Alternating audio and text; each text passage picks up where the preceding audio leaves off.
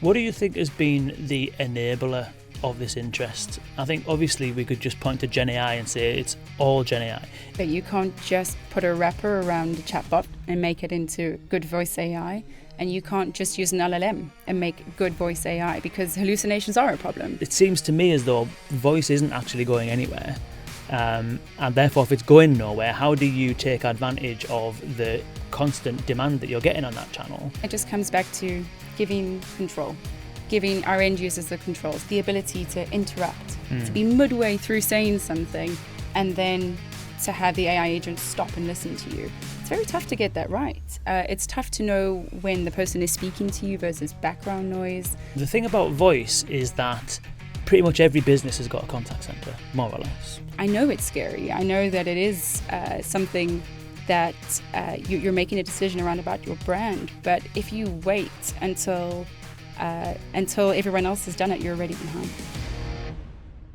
All right, welcome everybody. Thank you for joining us. I'm joined here by Samantha Rosendorff, who is going to be walking us through the best practices for building voice AI agents. Welcome, Sam. Thank you for joining me. Thank you very much, Kane. Yeah, great to be here. Absolutely, absolutely. So for those tuning in, why don't we tell us a little bit about yourself and obviously Boost AI.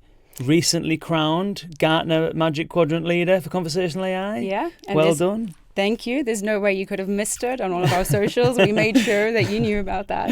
Absolutely, yeah. So we're really excited to be here today, and it's a great time to be talking about voice. But first, a bit more about Boost AI. So we're a conversational AI platform, been around for years and really focused on delivering exceptional customer experiences that you can trust. Nice. And what about your role, Sam? I run the global pre-sales team. So that means that my team look at the business problems the company might have, and we try and connect that to your overall strategy and how you would work well with Boost. Nice. And I've been there for a couple of years, 12 years in conversational AI before, and many more in contact center before that. So I've worked my way into truly understanding the space. Nice, wicked. And Boost has worked its way up the Gartner Magic Quadrant, interestingly enough. It has. From, a niche player originally, up to a challenger, then to a leader. So there you are, consistency and perseverance pays off, does it not? 100%. We're very, very proud of that. Thank you for bringing that up on this podcast. Twice. No problem. So you alluded to it very briefly in the opening there. Voice AI. It feels a little bit now like it did, at least for me, it feels a little bit now like it did when I first kind of got interested in conversational AI. That was in the days of Amazon Alexa, 2017. It was like voice was all the rage. Voice is the operating system of the future. And then it kind of didn't quite pan out that way, went a little bit quiet. And then since the rise of Gen AI, since 2022, I would say that chat kind of took the lead a little bit, 22, 23 into 24. The last 12 months, and certainly even the last 6 months, it feels as though the world has kind of woken up to voice AI again. 100%. And I can relate to that. So I remember working in a conversational AI company, maybe this is about 6 years ago, and our whole premise was voice is dead. Voice is dead. The time for messaging is now. Let's kill voice. And it's so interesting that the swing has come all the way around again. And I think AI has a lot to do with that, because when we look at the experiences around voice and how you could tailor that a few years ago in digital, it felt like there was more control. Felt like you could do more in digital to change that experience. And I think that shift has come where we realize the time is now to do the same on voice. I agree, to be fair. And the thing about voice is that pretty much every business has got a contact center, more or less. Even those that kind of, there's a great example of Decathlon, who in 2020, when COVID came around, essentially closed the contact center and invested really heavily in chat and messaging. And there's a lot of companies who still have kind of it going along the lines that you mentioned, which is like really trying to invest heavily in messaging. But the voice channel doesn't go away. In fact, Decathlon have opened up, or if they haven't already, they're opening up the voice channel again. And so it seems to me as though voice isn't actually going anywhere. And therefore, if it's going nowhere, how do you take advantage of the constant demand that you're getting on that channel, but in a way that brings the kind of one-to-many benefits of messaging or digital into what was traditionally a one-to-one channel? 100%. I think that's the right question at the moment, because voice is seen as an antiquated system because it's been around so much longer than digital. And many of the features that have been built, or the systems it's been built on, are old stacks, right? So it's difficult to create great transformation and something new with technology that's been around a lot longer. And I feel like now we're able to take the learnings of what was a great experience in digital. What did we learn? How did we drive customers to support them? And how can we now move that into the channel they want to be in? And ultimately, that's what we're seeing. Customers just want help where it suits them. So yes, messaging is great. Yes, it gives you an answer when you're busy. But voice is fantastic if you're busy doing something where you can't sit at your screen. So if you're in the car, if you're handling the kids, I mean, I send voice notes to my team. I drive them mad. I don't type to them anymore. I drop them little notes. It's much easier for me. And so customers expect that same kind of convenience when they speak to their brands. Yeah. Highly emotive channel as well, isn't it? You know, people tend to use the voice channel when it's something that they feel can't wait, or something has had such an impact on them that they feel as though that, you know, they want some immediacy.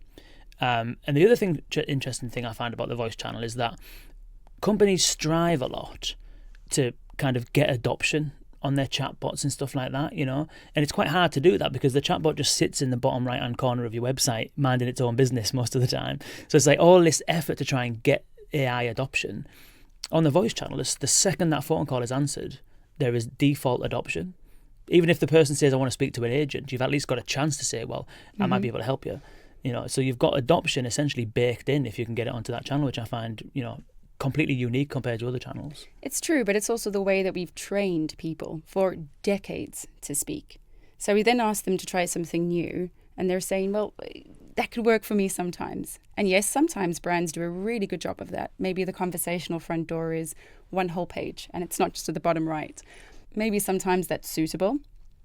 But I think you're right, the adoption component is really interesting. So I've seen where you give the option to message, that can be really effective. So you're on a call, somebody says, hey, bit of a wait time, or hey, we can't really service you with this contact reason, but we'll drop you a message instead. Roughly 1 in 3 people will say yes to that. But that was before the days of having a great experience on voice that's consistent. And I think now people are reaching out. They just want to be able to get an answer to their question or help with what they need. It's really no longer about what we think they want and just actually giving them the experience that they've dialed in for. What do you think has been the enabler of this interest? I think obviously we could just point to Gen AI and say it's all Gen AI. Is it Gen AI that is the biggest driver of this resurgence in interest in voice AI, or is there other things going on? No, I think there's other things going on. I mean, you cannot deny that it's a huge component, right? Because we've started to see AI become intelligent and feel more human-like, and we should touch on that in a moment. But I think we've always spoken about omni-channel, and then you speak about cross-channel experiences. It's really never, ever gone away.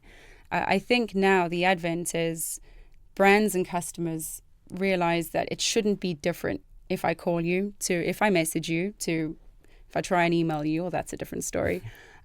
We just want to be able to get the best possible support and help. And I think you're seeing more brands and more companies out there take advantage of what it means to utilize Gen AI, which is to open the front door to having a much more conversational experience. And that's a trigger, I think. You know, when you talk about voice AI, people have been burnt in the past. There's been experiences that weren't great. Even the IVR, as great as it is for all the people out there who built IVR, forgive me for saying this, but press 1 for X, press 2 for this, press 3 for that is cumbersome. And the advent of Gen AI has changed that. And I think as we're talking about transforming businesses or changing the way that a business works, you can't have the silo of digital and voice in 2 different places anymore. It has to be about a unified customer experience. And that's the buzzword change. I don't know if you're seeing the same thing in your conversations. It's not just cost reduction. It's not just how can we be smarter about the tools we have and consolidate them more. It's a lot more about what makes us stand out as truly understanding our customer and truly giving them a great experience. And that's where I think we're coming back to this now. Yeah, I would agree. Yeah, I think that the focus on providing a great experience is something that obviously is paramount for for many businesses, certainly I imagine lots of people tuning into this now, it's all about how do you make a great customer experience. And whereas you mentioned the DTMF-based Press 1 for this IVR systems, and then maybe some companies might have graduated to the natural language understanding-based systems, which is can still understand what you say, can still perform a lot of the actions, but perhaps its level of understanding is probably more narrow in terms of its scope. Whereas now generative AI gives you the ability pretty much to be able to handle pretty much everything that comes in, and the ability for generative AI to sound really natural, both in terms of the language it's generated and in terms of the sound of the sound of the voice now is frighteningly good. Amazing, isn't it? So it's I think that those things have come together basically, which is like the business need to create better experiences, the technology readiness in terms of, you know, it's good enough and ready for prime time, so to speak, and the customer demand, which is coming through the channel anyway, seems like the perfect recipe. I think that's true. I think the customer demand bit is important because what generative is doing is setting the standard. So when you go to your generative GPT and you type something and you expect that language, you expect a great experience. And as a consumer, you don't always understand the enormous shift it is to get something working brilliantly in an enterprise space, the safety, the control, the design mechanisms. So I think you're right. It's the right time, the right expectations, and the right technology. And the technology is moving so quickly. It's a really exciting time. It's true that quality element is really, really available for us now. And what role you mentioned that, you know, it's not all about Gen AI, there's a lot of stuff going on, but what is it about generative AI specifically that is well suited to the voice channel? It's a good question. I think there's two parts to this. In the first, we expect voice to be conversational. You and I sitting here today, there's tone, we understand each other. There's a lot that's said in the way that you say something. And there's a lot about feeling understood. And I think generative really unlocks that component. Now, it's not the only way. There is some brilliant NLU, as you mentioned before. There are other ways we can understand customers, but to do that conversationally in a way that feels human-like, that's one thing generative does really, really well. The second one is that tonality as well. So some of the technology out there can go further than understanding just your words. It can also understand how you've said something and how that sounds. And again, going back to your customer experience and how you curate that, you want to take sentiment into account. So it's a very interesting time to be thinking about how we make great experiences. Generative absolutely unlocks the door, but it's not the only route in. Nice. And from a sort of like experience perspective, I think what everyone who's used ChatGPT, for example, anyone who's interacted with generative AI is familiar with how, you know, how well it understands and how well it might follow instructions or not, depending on the kind of thing you're using. But, you know, that experience of having that end-to-end conversation with like ChatGPT, for example, it understands what I say. Most of the time now it will give me a response that is in line with what I'm expecting. It can do multi-turn conversations and stuff like that. And so I think there's potentially this, you know, not expectation, that's the wrong word to use, but I can understand how businesses might look at ChatGPT and the concept of voice AI and think it's got to be easy because ChatGPT works every time I talk to it. So all I'm doing is I'm doing the same thing in my business. So I wonder if you can shed a little bit of light in terms of what does it take to create a voice experience that is as natural and as fluid and as understanding and as capable as what we've kind of been outlining so far. Perfect. I think you're right. There is the danger of thinking this is super easy. And there are companies out there who will basically put a wrapper around an LLM and say, here you go, we've given you voice, just go. It's really, here we go. But at an enterprise level, it absolutely doesn't work. And I think good voice could probably be bucketed into three components. And the first is, how well are you understood? And when I say, let me give you all three actually. So how well you're understood. The next, what we actually do once we've spoken to you. What's the so what once you've understood me? And then the last component is that experience. So going back to being understood, to actually use your own dialect, to use your own words, to use your own language, to be able to ask for something is important. And it's one thing to ask, it's another thing to really be understood. So, for example, if you say, I'm really struggling at the moment and I want some support with my debt, it's understanding that you might have said a few things there. I'm really struggling. I want support with my debt. So it's probably a debt conversation. Therefore, treat that slightly differently to a normal kind of conversation. So you need to have some logic behind that. And I think the way to control that is at a topic level. That's the way the Boost approaches this. And it's because if we really think about all the information you might have on your brand, you don't want to feed that all at one time to your voice AI. That's the ChatGPT model, right? That's why sometimes you get some interesting answers, because if it doesn't know the answer, it makes it up. There's hallucinations. So if you can create almost AI agents that are built to handle one thing really well.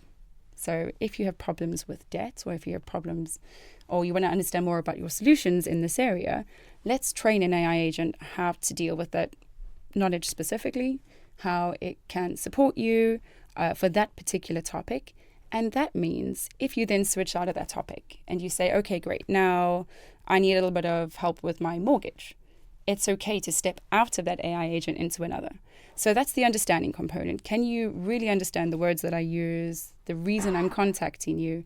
And that feeds very quickly into what can we do with that? So just to bring that back to your question, how can we do that well? How can we control that and do it safely? It's about having a choice of when you go hybrid, when you go generative, or when you go predefined. I think this is really important. It's great to have generative available, but not every part of your conversation should be generative. Perhaps the first part, you might want to understand who you are, what you need support with. But once you get to the part where you're looking for debt consolidation or support, that's very regulated. That's always following the same process. You don't want deviation. That might be rule-based again. So for me, that understanding is paramount, but it has to be coupled with safety and security. So that control of when and where you use generative. Mm-hmm. So the understanding part seems as though is related, obviously, to the doing of something. The way that you orchestrate the doing of something is to have agents that specialize in specific domains. I'm understanding that correctly, yeah? That's correct. Yeah. And it's more than just understanding at that point. So once we've understood why you're contacting, it's one thing to understand that and pass you off. And there is actually a role for that, kind of passing your customers to the right agent in your contact center, if that's what you're trying to do. But the value is in supporting that customer in the journey itself. So being able to have that full end-to-end transactional experience. So that means APIs. That's connecting to your legacy systems, your new systems, your CRM systems. It's ensuring that when you have that conversation with the customer, it's something that we can fulfill. And the third component of that is, well, how did that feel? How was that experience? And that's the piece I think people are so focused on, and rightly so, but it's that, how does it feel? How does that design look? So how does it sound? How well did you understand me? And I think if we can focus in on this for a second, it's a really good point. What does good look like in regards to a good sounding voice AI agent? And everyone thinks, it's that great voice. It's that person who sounds just like a human. But if you think about a good experience, maybe you've had the last time you contacted somebody and spoke face to face in a contact center, it wasn't because they sounded brilliant and bright on that day, right? Maybe they had a bad day, but they were still able to help you. In fact, they might not have responded immediately. But if it was a good experience, the chances are, well, if they told you it was going to be a little moment to look something up, they just managed your expectations and you could wait as long as you get the response at the end of that. And we forget that that's the human interaction of working with each other, of speaking to each other, of having a pause, of going, actually, I changed my mind. Sorry, I didn't say that the right way. I meant this. And that to me is the design of a good experience. So can you be understood? Can you actually fulfill the request that you came to us for?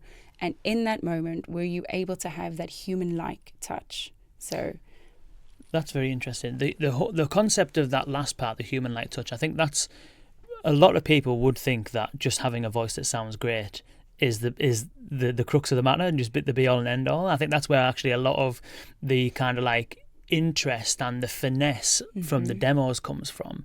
You know, LinkedIn and online is just full of voice demos these days, and it's always about how it sounds. But I think you're right in that, for example, if you were to draw the parallel back to the live agent, if you have a conversation with a live agent and they've got a heavy accent from whatever, and maybe you have a little bit of a challenge in understanding them, you can understand them, but it requires a lot more cognitive effort to do so. Providing they do the right thing and they get your issue resolved and they're, you know, polite and they're handling everything in the right kind of way, at the end of that call, you're not necessarily going to think that was good, but the accent was a problem, or the sound, the way the person sounded was an issue. It's almost as if like that's not even a consideration at the end of the day if they solve your issue and it's done well. So which is totally counter to, I think, what many would believe to be the cherry on top of the cake, which is the sound of the voice. In the absence of it actually doing anything, the voice is trivial. It's perfectly positioned because we go back to customer expectation, and you're hearing these perfect voices and thinking, that's what I need to have a great customer experience. And your voice is also the first components of your brand. It's the first touch that people have when they contact your business. So you want it to be good, but it isn't the experience driver. And you're right. We see that all the time. I want my voice AI agent to sound perfect, to sound human-like. But we often forget that that's at the expense, in some cases, of having a safe experience, of having a curated end-to-end experience. We're definitely seeing that shift with people who want to curate that great experience, but don't really know what that means. So what I mean by that is, if you and I are sitting here in the room and all we can judge an AI agent on is how it sounds, we're obviously going to go, could have said a few more times, or, you know, that didn't pronounce my name the right way. But until you're actually judging an AI agent by what it can truly do for you, you're only going to focus in on those small things. But you're right, that is absolutely what we're seeing. Interesting. So another area that is often, I suppose, from those who are in the weeds, who are kind of like, you know, creating a lot of content, at least on this side of things, which is where a lot of the hype comes from. There's a lot to be said in terms of striving for ultra low latency. So this thing has to respond within 300 milliseconds, and if it doesn't, it's a problem and stuff like that. The quest for as close to zero latency as possible is driving a lot of kind of like engineering effort and stuff like that. Now, obviously, you don't want to have an experience where you have to wait 30 seconds for a response, which I've actually had the experience of some chatbots that do take forever to generate a response. So maybe there's something to be said for latency, but I know that you've got a perspective on why latency and reducing latency at all costs is perhaps the wrong way to think about it. The latency itself isn't the enemy. That silence is. So think about the last time you mentioned ChatGPT again here. If you ask something that's quite complicated, you get a little notice saying thinking, you know, coming up with an answer, or reconfiguring that answer. And that's managing your expectations. And I think it is crazy in a world where it's okay to wait a couple of seconds when you ask me a question. You ask me a question now, and I'd like to think and consider. I'm sure you would much rather I give you a good response than just jump right in with whatever's at the top of my head, which is quite dangerous. So I think when we look at voice experience and you look at 3-second latency, 2-second latency, who cares? Who cares if you're giving the customer a great experience at the end of that? I don't mind waiting. Like you said, those 30 seconds, I'll wait 2 minutes when your agent puts themselves on pause to go speak to a manager, to go get some information. What's a couple of seconds? I also think if you're designing for near zero latency, you're not designing for that true end-to-end experience, because if you're going to make API calls into some systems, if you're going to fetch and pull information and push information, that takes a couple of microseconds. That adds up. And I think it's okay. And we have to acknowledge that it's not that bad if there's a moment or two wait, as long as we fill that silence. And that comes back down to how you design your conversation. So earlier you said it's not just as simple as prompting and go. I really believe that there are some components in your conversational design for voice that can elevate the experience. And I'd be interested to figure out what you think those components are. The one I'll start with to get your perspectives on is, what do you think about the novelty keyboard sounds?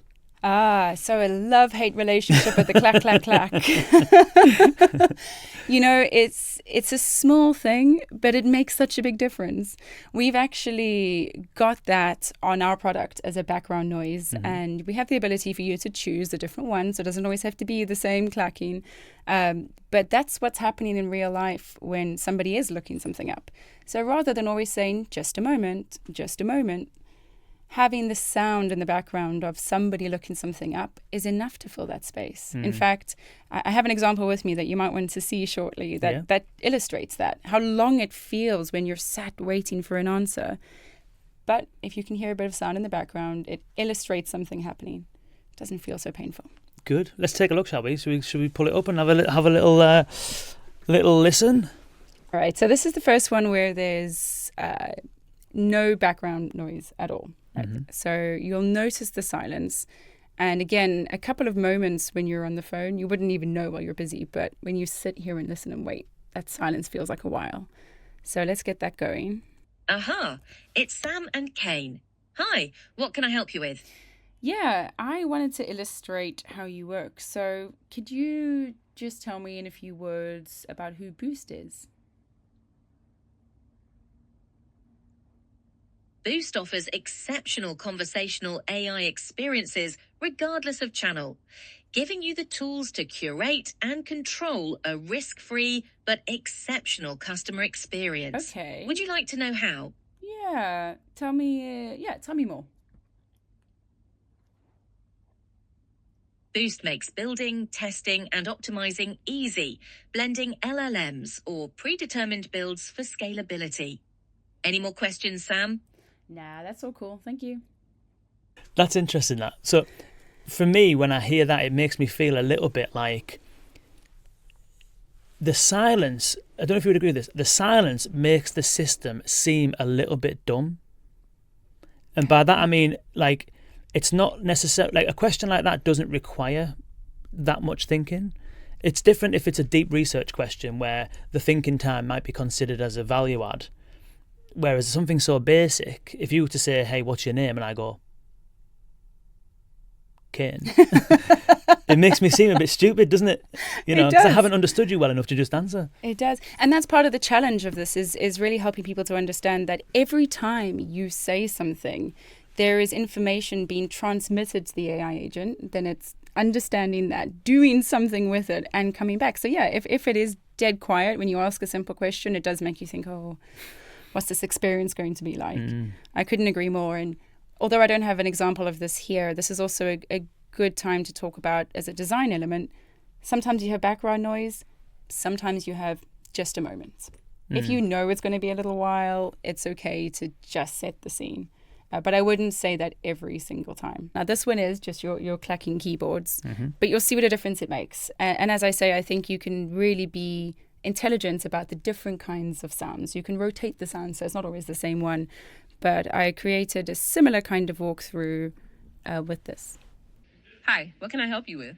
Hey, yeah, you've not got background noise. That sounds great. Thanks. How can I assist you today? Yeah, could you tell me a little bit more about why Boost is a Magic Quadrant leader? Boost.ai is a leader for its execution, vision, and trustworthy AI solutions. Okay, and I'm actually here with Kane Simms. Tell me about him. Kane Simms is a podcast host focused on conversational AI and voice tech. Okay, thank you. You're welcome. Anything else you'd like to know? Nah, that's all good. Have a good one. I like the way that it was layered, that. So it wasn't audio sound from beginning to end, then stop, then voice. It was the audio, and as the audio is playing, the voice comes over the top, so it feels a lot more dynamic. A little bit more realistic, right? And again, that's the small design choices that can really have an impact in voice. And we're talking right now about design, but there's also the capabilities that voice now allows us to do that they couldn't before. Yeah, that's interesting. Yeah, so some of the other things that I think people on the voice channel believe, not on the voice channel, people who are exploring voice AI or consuming stuff around voice AI, given the kind of like recent interest in it, there's a belief that a voice AI agent is just a chatbot that can talk. Definitely is that not the case or not? Definitely not. Well, I still prescribe that to the belief, if you like. I prescribe to the belief that whatever you create on digital, you can reuse on voice. And you should be able to. And you should be able to work with a company who allows you to do that. But it's not the same experience. It's not the same bot. In fact, if you had something on digital, you might have buttons. You might show imagery. It might make sense to have bullet points and to give a long list of information. But when you think about voice, I don't want to be given a list of 10 things in a row. Maybe the design choice is to say, hey, I've got 10 things I could tell you. Would you like to hear the top 2 or the top 3? It's a slightly different way of thinking about how you share information. When you can't have images, when you can't have those visual aids as easily, then you have to think about that customer experience. So yes, it is still an AI agent who can do a lot of the same things as your chat, but you can't just lift and shift straight away. Yeah. I think that the trend on the chat channel recently is that essentially answer the question at all costs, regardless of experience. That's why you end up getting like massive long responses that make you have to scroll up in the chat widget to get to the beginning of it to read it. Whereas people's short-term memory and attention spans are so short that you can't get away with that on the voice channel. It's got to be really sort of like sharp, crisp. As you said, your working memory won't allow you to listen to 10 options. If you want to tell me 10 times when I could take my flight, by the time you get to the last one, I've forgotten the first remember. 7. Yeah. 100%. 100%. Yeah. So is there any other demos you've got there? Without going too technical, the ability to interrupt, to be midway through saying something and then to have the AI agent stop and listen to you. It's very tough to get that right. It's tough to know when the person is speaking to you versus background noise. Those are all components that have been built into the AI that we have available to us today, which means we have the ability to build that into the experience. So again, it can sound great. You can have these background noises in there, but if you can't actually jump in and go, oh, no, actually, I meant this. Could you change that? You're still not creating that human experience. Yeah. Yeah, that's a good point. I think that the when you allow barging, I think is critical, and also in LLM world, it's an interesting concept actually, because you're going to have some use cases where the question that's being answered, you've answered. I kind of get it. Can I bring my dog to the hotel? Yes, you can bring the dog to the hotel as long as they are. Yeah, I get it. Yeah, I can. Okay, fine. Yeah. So I might want to barge in at that point, but then you might not want to allow me to barge in if, for example, you're reading a cancellation policy or something like that. Can I cancel this trip under these conditions? And if you're going to explain to me what your policy is and what the terms are, maybe that's something that as a business you will decide. Maybe we're just going to read this, and not allow barging at that point. So there's a lot of conscious design choices to make on the voice channel, isn't there? There are, and again, it just comes back to giving control. Giving our end users the control. So understanding each of those elements. And there's actually a few more. It might be worth running through some more of them. But each of those, you want to know how you can impact, when you should impact those, what the tools are to be able to do so as well as you can. That's all so critical to doing voice well. But there are many more than you would have had in the digital world. I had an interruption one if you want to listen to that later. Yeah, let's see. Yeah. And then I'll go. You're jumping all over. Yeah, that's all right. That's fine. Interruption one's good. Okay. Hi, welcome to Boost. How can I help you today? Hey, it's got to the time that I now need to get myself a new card, and I'm pretty bad with repayments. What have you got? If you're concerned about repayments, you might want to consider our Boost low-rate credit card, which offers a lower interest rate. Does that have cashback? Because that's really what I want. Yes, we have the Boost Rewards credit card that offers cashback on your everyday spending. Okay, that sounds cool. Can you tell me what the cashback is? The Boost Rewards credit card offers cashback on your everyday spending. The exact percentage can vary, so it's a good idea to check the terms and conditions. Okay, or ask. I'll do that. But listen, can you tell me which one is best for me? Can you give me some advice? I'm unable to provide financial advice, but I can certainly help you understand the options available. For cashback... Okay, well, I think that's fine. What do I do to take out that cashback card? So Interesting. on and so forth. It's an interesting idea there in terms of like, when do you end? Because, for example, you could say over time, if there is barging happening consistently at a certain point, answering a certain question, that perhaps is an indicator that maybe you've got the answers a bit too long. I might want to change 100%. That kind of thing. Like, yeah, I wonder if you can, is there any other things like that where through, for example, analysis or things like that, that you, well, maybe we go to how do you analyze the effectiveness of a voice interaction? Perhaps that's what I'm asking. Yeah, absolutely. I think it goes back to what are the design differences. So earlier you were saying, how does that differ from what we've done before? Well, in digital, you might design the look and feel. It has to have your logo, it has to have your color on. Maybe you design the conversational design somewhat, and then you choose where you want it to be on the page and how it shows up. All of those elements you can fine tune. But with voice, it's all the things we've discussed here so far, but back to if it's understanding me correctly. If it's not understanding me correctly, how do I understand which why? Maybe if there's another solution that might enable that better, how do I benchmark that? How do I test that? And I think the golden rule here, to answer your second question, is not to do that once you're already live. You have to be testing for all of this way before you put this in front of customers. So if you're going the slightly more secure route of using voice AI, you might be using speech to text and text to speech, which is essentially the way that we take the words that you say and translate that into text for the AI agent to be able to use. Now, we know from using your Google Hangouts or Teams or whatever you use, sometimes that transcription is wrong. And if you ever read back that transcription after you've had a video, sometimes it doesn't make sense, right? And that's misunderstanding the speech that you say. So right up at the front, it's, are my people understood with the dialects they use, with the accents they use, with the words that we use in my industry, in my company? We have to be able to benchmark for that. So understanding the different providers out there and what their strengths are, and for each one, understanding where you have the best impact of having the best word error rate. So essentially that you're understood, again, as much of the time as possible. So I think optimizing starts right there at how you design, where you're choosing those components for your build.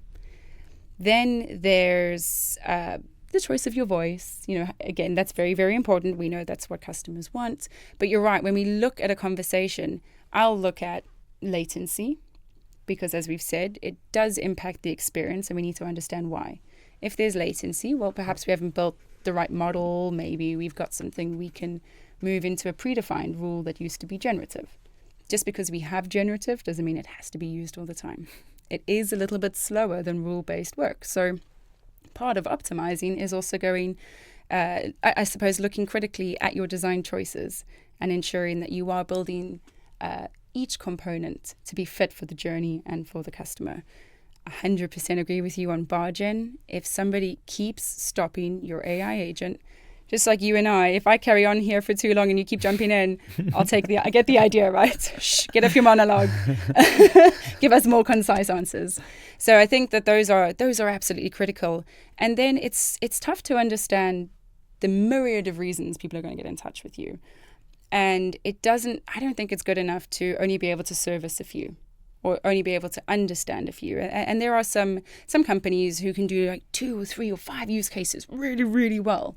But customers contact you for a number of reasons, thousands of reasons usually. So out the gate, you have to be able to understand those. You've got to be able to optimize the moment you see one you don't understand, how quickly you can train the system to be able to handle that. I think that understanding, again, coming back to being understood, comes back to all the reasons you might want to speak to me. And then when I look at that from a testing perspective, it's also understanding that if I give you the phone number and I give a few other people here in the studio the phone number, or my friends and family, they can only test it so much. And we've had some really fun examples of people in the office putting on Scottish accents. They were Scottish accents or trying to test it out, where we don't actually have to do that ourselves anymore. Now, I still think you should do that, But there is a power in utilizing LLMs for that, having persona-based testing. So creating a set of scenarios, a set of rules, a set of expectations, and at scale, driving that testing. So it's kind of a little bit futuristic, right? It's an AI calling an AI, but we're telling the AI what to look for. We're telling the AI what to try and test this with, and then a couple of hundreds of hours worth of testing is available with a couple of seconds. And that's the trick again. Get in front of those customer experience problems before they happen. Yeah, I think that testing question is a really interesting one, and lots of companies at the moment, all they're doing is the former, which is just making phone calls themselves and having like the ideal conversation with like 3 of them, which is very interesting. But I think the question that a lot of kind of like business leaders will be asking is, if they're a bit apprehensive about voice AI, because it's a big commitment. If you're going to just turn off your call center and replace it with a voice AI agent at the front door of a high demand contact channel, that is perceivably quite a risky thing to do. And when you couple that, the extent of that risk with some of the rhetoric that they might be hearing around generative AI regarding hallucinations and stuff like that, you could understand how there might be a little bit of apprehension about employing or deploying voice AI because of the perceived absence of control. So how do you instill within a voice AI agent the level of control that would see hallucinations either removed or brought to a minimum to maximize the value of it whilst minimizing the risk? Fantastic question. Goes back to what you said earlier. You can't just put a wrapper around a chatbot and make it into good voice AI. And you can't just use an LLM and make good voice AI, because hallucinations are a problem. The lack of control is a problem. And your front door to your business, we said this earlier, is your contact center. So the way we would look at control, I think, is in a couple of different layers. The first is, again, choosing when you want to use generative or predefined rules. Just really, it's a small thing, but it's really, really important. If your business doesn't have the appetite to be generative first, that's okay. You can still curate an exceptional experience. Mopping up that gap where we might have misunderstood is still utilizing the best of generative without having to put generative in front of your entire contact center. I think that risk control comes at every element of how you build and design. It's choosing the way that you'll escalate. Making sure that if a customer says, hey, actually, I've got to the end of the help I can have with this AI agent, that you have a route to getting them through to a human. And I think a lot of the execs that we speak to, a lot of the customer experience people, need to feel sure that if for some reason the voice AI, maybe it's by design, maybe it's by escalation, can't help, that it can then route on through to a human. So there's safety and security controls through that. But I think the safety and security also comes into how you design your voice AI agent. What knowledge are you giving it? What guardrails do you have? So you might have all heard the term guardrails, prompts. These are all the kind of vernacular that we use when we talk about AI agents. And prompts are kind of telling your AI agent what to do, and guardrails are telling it what not to do, if you like. And often the guardrails tend to be built into the prompts, which means that they're hackable. So every now and then we see in the news this great big flash story of somebody who's managed to manipulate an enterprise-grade AI agent. So at Boost, we have these separate LLMs. They basically sit outside of your prompt and they listen for the input and the output messages. And that ensures that there's no hallucination or no manipulation or no sort of talking about topics that are off limits. And again, having that level of control is essential when you're talking to enterprises like banks, enterprises who just have a brand that they have to protect, because you need to know that you're not going to be the next splash on the next page, right? It's that control. Has someone done this before me? Is there proof? Are they referenceable? Can I go and see how their stories have, how this has impacted their business? I think every element of that design control that you can give your customer is going to give them more confidence that, yes, we can start to move into this voice AI space. And yes, it will be good for my business. And yes, I just need to take the plunge. Nice. That's really good. I think I like the way you kind of explained how you can sort of like separate and almost modularize what's going on behind the scenes and under the hood to be able to separate those two areas of concern, what you should do and what you shouldn't do. based on, obviously, Boost has got a big presence in insurance, banking, government, heavily regulated industries. So you've alluded to quite a few things there that you can do to control the experience, minimize hallucinations and things like that. What are some of the other concerns that your clients have in those heavily regulated industries about voice AI, and how do you get around it from like a compliance standpoint and stuff like that? I wonder if there's any other things that we might be missing that people out there might be thinking about. Yeah, sure. I think one of those is security and masking. So how do I keep my customers' data secure? Oh no, we're talking about generative. Is this all going to go to OpenAI? And again, because we're transcribing that voice into text, all the same security protocols are there. And then you start looking at, I guess, what does it mean to keep my customers' information safe and secure? And it's also about working with a company who has all the ISO certifications that can point towards not just how data sovereignty and how they will store and manage your data, but also how they've done that for these highly regulated places before. And for us, it's always, when I speak to our brands about voice, the worry isn't actually as much about how are we going to do this securely, because we really are lifting and shifting what we've done for years and years and years just into the voice space with more rigor. We've been doing it before, now we're just doing even more of it even quicker. For a lot of people, it's more about how do I bring my execs on this business, on this journey with me? Because everyone wants AI, but they're a little bit scared to press go. So we often get around it. For us, it's, yes, if you're safe and secure with your data, how can I ensure that when my execs say, we want Gen AI now, or we're not ready yet, but we should just try a little bit of something else, or can we change the way that we talk about our business, or the way that we say certain words, or the way that our brand is represented with this voice?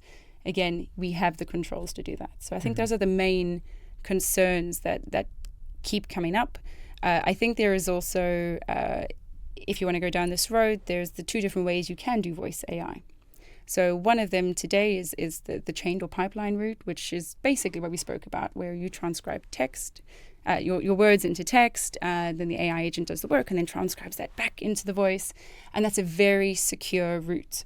But with the advent of even smarter LLMs, there's now voice-to-voice, which bypasses that speech-to-text and text-to-speech layer much quicker. Really, really good at dealing with emotion and tone, but not as secure. So when we speak to our brands, typically there's the question of how will we scale in the future to be ready for that. So we offer both, and pretty soon you'll be able to interconnect between the two at any point in a conversation, which is really great. But for the risk-concerned customers, well, we know enterprise grade, having the choice of those is really what drives that decision making. That's really good. So what are the kind of considerations then for people tuning into this? Let's say I'm a contact center manager, I'm a customer experience leader, I don't have any, or maybe I'm an NLU system somewhere in the IVR, or maybe I don't have anything. I'm really interested in what this, innovative voice AI stuff can offer me. What are the key considerations I should have to go from nothing to getting started and getting value from voice AI? Great. I think the first thing to say is you don't actually have to completely restart, because you've got so many learnings. What you've done before in voice, you already know the contact reasons. You already know what works well with customers. And there's a good chance you've also created a great experience that we can lift from digital. So I think if I was going to make a decision around, or if I was going to give advice around what to look for, it would be a way that you can take all of those learnings and start quickly. When I say start quickly, I don't mean that we get voice out in a week. What I mean is, if we were to launch voice, you'll be able to understand the broad spectrum of topics really quickly. So how can we reuse the information you already have to create almost like a ready-to-go template so that you can move quite quickly? I would expect, if people have been working in the space for some time, that they have an idea of good, that they can tell you best practices and they can help you get started really quickly. So I'd be looking for that. Again, it doesn't mean you have to restart. It just means you start well again for designing on voice. Yeah. Secondly would be design. We spoke so much about the different controls. You want to be able to do that yourself. If you have to open a ticket every time you want to change things in your AI agent, it's a lack of accountability for you. And I can imagine that that's a really stressful place to be in. So I know that it's tempting to look for something that's got all the bells and whistles and then needs a whole team in the back to build it. But trust me, having the ability for you to know that really quickly, you can make just a couple of design changes to your AI agent is really, really important. Future roadmap, make sure that you're aligning with a company who can take you on a journey, because honestly, what we had 6 months ago is so different to what we have right now. This world is changing so quickly. So don't be buying on what you're seeing now. I would definitely look to see where could you be going in the future, something you can trust, something that's referenceable, and safe and controlled. Mm-hmm. Maybe now that's more than 5, but we got there. Fair enough. Cool. Closing remarks then. Yeah. Anything we've left unsaid that you think is important for people to know? I think we've covered the majority, although we could be speaking for a long time, because as you start to dig one layer deeper, the actual building and the actual design decisions are really, really interesting. I think the one thing to take away is, I know it's scary. I know that it is something that you're making a decision around about your brand. But if you wait until everyone else has done it, you're already behind. Yeah. And the advent of voice is here. It's what you said at the start, right? We've never seen so much interest in getting voice right. And that's not just a boost. I mean, we're definitely seeing that with our customers and our prospects. But on the market right now, it's just the buzzword. Everyone is talking about doing that right. So don't be scared to take that next step. Don't be scared to look at the options out there, and you have to start somewhere. Yeah, and now's a good start, a good place to start rather, because as you said, a platform like Boost, been there and done it, you're delivering for customers already, so at least there's a bit of safety in that first step. I think there was that MIT report which was great recently, which suggested that 66% of successful AI deployments leverage third-party providers. And it's for that exact reason. You don't have to learn it all from the beginning, because there's a lot to it. All of the infrastructure side of things, all of the prompts, all the LLMs, integrating all that stuff together, integrating your knowledge, integrating your workflows, your APIs, all the security that comes with it. Like, there's a hell of a lot of stuff to do just to get the infrastructure ready before you've even thought about what the experience is, or what your use cases are, or what does good look like. And I think that the value of a company like Boost, and I've said this for a long time in terms of, from my perspective, what I think the value of that platform is, not when I say that platform, I mean the AI platforms in general, Boost being one of them, is that you don't have to worry about the infrastructure stuff. You don't have to worry about all of the messiness that will ultimately, that's where you're going to fail. It's orchestrating the LLMs and your integrations and your environment and all that kind of stuff is just time spent when the problem's already been solved. So for me, it would be like, don't try and solve the problem that's already been solved. Focus on the problems that haven't been solved yet, which is making it work for your business. 100%. And you're the people who know your business the best. So if you're bringing that knowledge and you're bringing what your customers want and you need into a space where we can facilitate that, that's where the magic starts to happen, where we run together at what great experiences look like. Yeah. I very rarely see customers these days talking as much about building their own voice. There was a whole question around build or buy when there was more generic LLMs, right? But I think for voice, we're seeing that recognition that there are so many components to get it right. It's worth going along with someone you can trust. Definitely. And I don't mind saying this for you, that Boost's deployment times are actually pretty good, to be totally honest. The last 2 customers of Boost that I'm aware of have got to market fairly fast. 38 days and 30 days. Our teams are very, very proud of that. There you go. So where can people learn more then if they are interested in reaching out or learning more about Boost and getting on this voice AI journey? Fantastic. Well, reach out to us. Myself and the team are available. Head over to our website. Head over to us on LinkedIn. I mean, we often have events.